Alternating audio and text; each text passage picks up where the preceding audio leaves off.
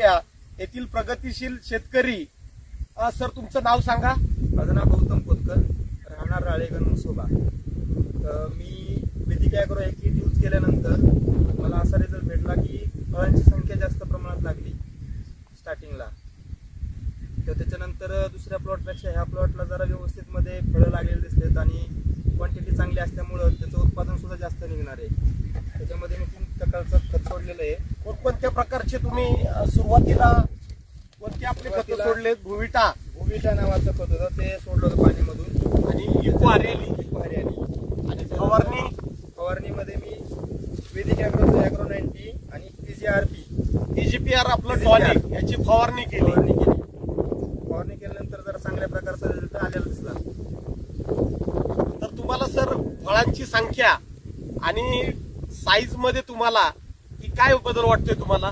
Size आणि फळांची संख्या शक्यतो जास्त निघते। बरोबर, साईज वाढायला टाइम आहे अजून। म्हणजे आपल्याकडून आता थोडा कालावधी अजून त्याला पक्व होण्यासाठी टाइम आहे। निश्चित तुम्हाला याची साईज सुद्धा निश्चित तुम्हाला जी अपेक्षित आहे निश्चित साईज सुद्धा होईल।